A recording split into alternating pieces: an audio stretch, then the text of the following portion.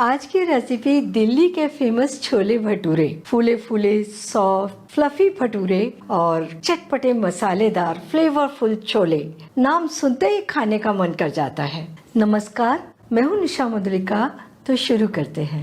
भटूरे के लिए डो लगाते हैं तो डोंगे में 2 कप मैदा ले लें, 250 ग्राम। इसके बीच में जगह बना लीजिए। ये आधा कप सूजी 80 ग्राम। मैदा में थोड़ी सूजी मिला ले तो भटूरे का टेक्सचर अच्छा बनता है और थोड़े क्रिस्पी भी रहते हैं वो। ये चौथाई कप दही। ये डो लगाते हैं, पुराना हो, थोड़ा सा खट्टा हो तो ज्यादा अच्छा है। और तुरंत फ्रिज में से निकाल के मत लीजिए, 2-3 घंटे पहले ही उसे निकाल के बाहर रख दीजिए। आधा छोटी चम्मच नमक, आधा छोटी चम्मच चीनी। ये 1 चम्मच है तो इसे मैं आधा आधा ले रही हूँ। और आधा छोटी चम्मच बेकिंग सोडा, नाप कर लीजिए, ज्यादा नहीं होना चाहिए। और ये हल्का गर्म पानी, हाथ टच कर सकते हैं, थोड़ा सा डालिए और यहीं पर बीच में ही ये सारी चीजों को अच्छे से मिक्स कर लीजिए। भटूरे का डो हल्के गर्म पानी से लगाएं तो ज्यादा अच्छा रहता है। वैसे ज्यादा गर्मी है तो नॉर्मल पानी भी ले सकते हैं। देखिए ये मिल गए। अब थोड़ा थोड़ा पानी डालिए और सॉफ्ट डो बना लीजिए। पानी थोड़ा ही थोड़ा करके डालिए ताकि डो ज्यादा गीला ना हो जाए। अब देखिए बाइंडिंग तो हो गई।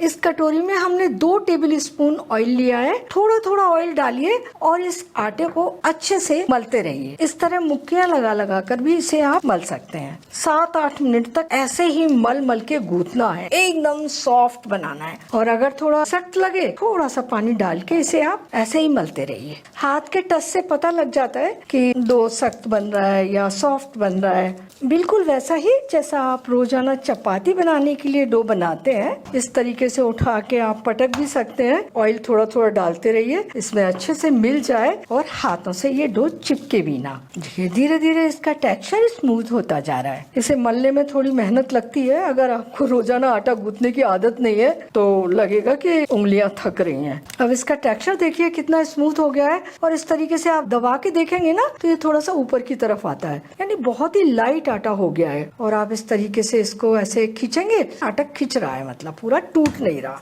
थोड़ा सा ऑयल डाल दीजिए इसके ऊपर और चारों तरफ लपेट के 2 घंटे के लिए छोड़ दीजिए। अगर समय ज्यादा है तो 3 घंटे के लिए छोड़ दीजिए। अगर आप चाहें तो छोले तुरंत बना के रख दीजिए, नहीं तो थोड़ी सी देर में बनाना शुरू कर सकते हैं। ये भीगे हुए चने, 1 कप काबुली चना 200 ग्राम अच्छे तरीके से धोकर ओवरनाइट पानी में भिगोकर ले लिया। एक्स्ट्रा पानी हटा दिया और एक बार धो लिया। अब छोले के लिए मसाला तैयार करते हैं। 2 टमाटर मीडियम साइज के लगभग 200 ग्राम, आधा इंच अदरक का टुकड़ा और 1 हरी मिर्च। इन्हें मोटा मोटा काट लीजिए। मिर्च के 3 टुकड़े कर लिए। अदरक को भी थोड़ा छोटा छोटा कर लीजिए। अब इन्हें जार में डालिए और बारीक पीस लीजिए।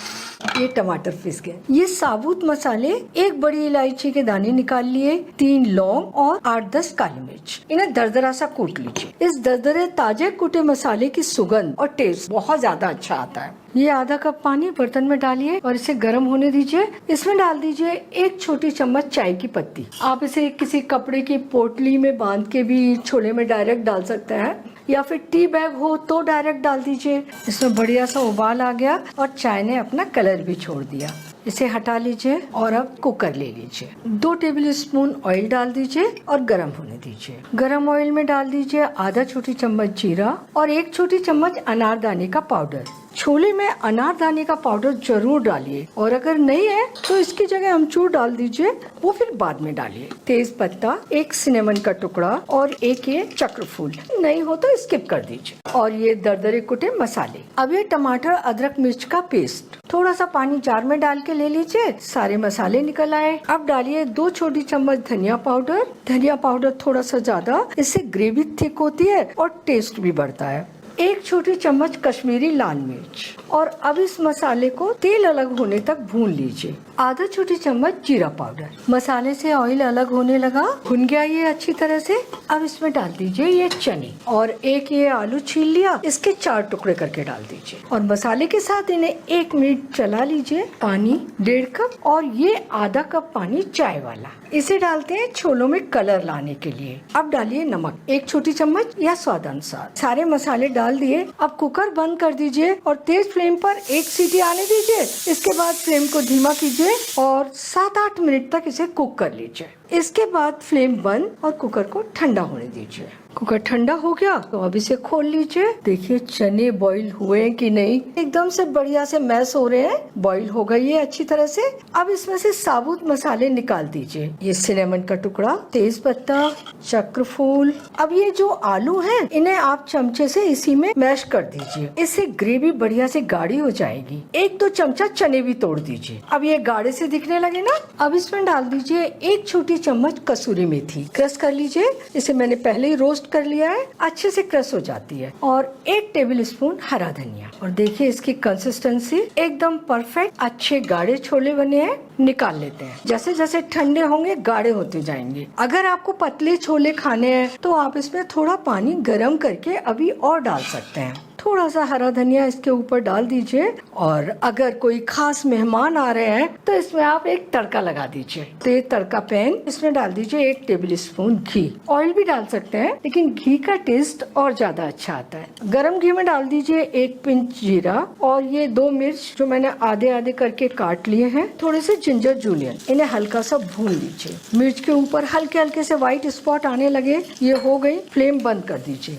अब डाल दीजिए इसमें 1/4 छोटी चम्मच कश्मीरी लाल मिर्च, कलर बहुत अच्छा आ जाएगा। मिला दीजिए और तड़के को छोले के ऊपर डाल दीजिए। हल्का सा मिला दीजिए इन्हें। ये छोले रेडी हैं। डो को रखे हुए 2 घंटे हो गए, ये सेट हो गया। इसके ऊपर थोड़ा सा ऑयल डालिए और थोड़ा सा मल लीजिए। देखिए कितना सॉफ्ट डो है, ऐसा लग रहा है एकदम मक्खन जैसा। अब इसकी लोइयां बनाएंगे। आधा आटा तोड़ लीजिए ताकि हाथ में उठाना इजी हो जाए। आटे को इस तरीके से ऊपर से स्मूथ कर लीजिए और ऐसे बनाइए लोई तोड़ करके। ऐसा करने से बैक में क्रैक्स नहीं आते। हाथ के ऊपर थोड़ा सा सूखा आटा लगा लीजिए, या फिर ऐसा भी कर सकते हैं। ये आपने आटा तोड़ा, इसको ऐसे किया और थोड़ा सा इधर से तोड़ दिया, हो गया ना गोल गोल। तो जैसे आपको इजी लगे उस तरीके से आप लोइयां बना लीजिए, लेकिन लोई में क्रैक्स नहीं रहने चाहिए। एक लोई उठा लीजिए, इसमें से चकले पर रख लीजिए और थोड़ा सूखा मैदा लगा लीजिए। और अब इसे आराम से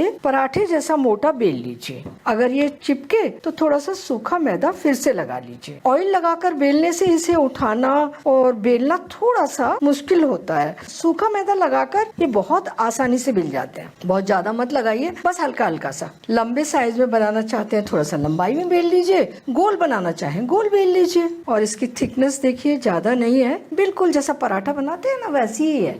इन्हें तलने के लिए ऑयल पहले से गर्म करने रख दिया था, इसे चेक कर लीजिए। थोड़ा सा आटा इसमें डाल देते हैं। भटूरे तलने के लिए ऑयल अच्छा गर्म होना चाहिए और फ्लेम भी तेज होनी चाहिए। तो देखिए आटा जल्दी से फूल कर आ गया। कढ़ाई भी थोड़ी सी बड़ी लीजिए और उसमें ऑयल भी ज्यादा लीजिए। इसे हटा देते हैं और भटूरे तलना शुरू करते हैं। और जैसे ये ऊपर आए थोड़ा सा इसे दबा दीजिए और देखिए ये फूलने लगा। पलट दीजिए, गुब्बारे जैसा फूल गया। दोनों ओर से हल्का सा गोल्डन होने तक तल लीजिए और अब इसे निकालिए। सारे भटूरे इसी तरीके से बेल कर तल कर बना लीजिए। एक एक भटूरा एकदम गुब्बारे की तरह से फूल रहा है। इन्हें फुलाने के लिए थोड़ा सा दबाना जरूर है, लेकिन हल्के हाथ से। अगर एक के ऊपर एक रखते जाएंगे तो ये पिचकेंगे। सारे भटूरे तल लिए और कढ़ाई में ऑयल देखिए एकदम साफ है। अगर आप ज्यादा सूखा आटा लगाएंगे तो तेल में काफी आटा आ जाएगा। हल्का सा लगाइए कि आसानी से बिल जाए। फटाफट गर्मा गर्म भटूरे सर्व कर दीजिए। इतने डो से 10 भटूरे बन जाएंगे। फूले फूले सॉफ्ट फ्लफी भटूरे और ये छोले बहुत ही ज्यादा टेस्टी। आप इन्हें छुट्टी के दिन बनाएं या फिर किसी स्पेशल मौके पर, सभी को बहुत पसंद आएंगे और बनाने में कोई प्रॉब्लम नहीं। चनों को 7-8 घंटे या ओवरनाइट पानी में भिगोइए जरूर। और जब आप इन्हें कुकर में उबलने के लिए रखें तो पानी एक साथ ज्यादा मत डालिए। ऐसा करने से चने देर में उबलते हैं और पानी भी सीटी के साथ निकल जाता है। अगर आप इन्हें ऐसे ही उबालेंगे तो 1 सीटी आने के बाद धीमी फ्लेम पर 7-8 मिनट में, और अगर आधा छोटी चम्मच बेकिंग सोडा डाल देंगे तो 1 सीटी आने के बाद 3-4 मिनट में ही उबल जाते हैं। तो बनाइए, खाइए और बताइए कैसे लगे। अपने सजेशन देते रहिए, इनसे मुझे बहुत हेल्प मिलती है। अगर आपने मेरा चैनल अभी तक सब्सक्राइब नहीं किया है तो प्लीज़ जल्दी से कर लीजिए। बेल आइकन भी दबा दीजिए ताकि मेरी नई रेसिपीज के नोटिफिकेशंस आपको मिलते रहें। और रेसिपी पसंद आई हो तो अपने फ्रेंड्स एंड फैमिली में शेयर भी कर दीजिए। फिर मिलते हैं जल्दी ही एक और नई रेसिपी के साथ।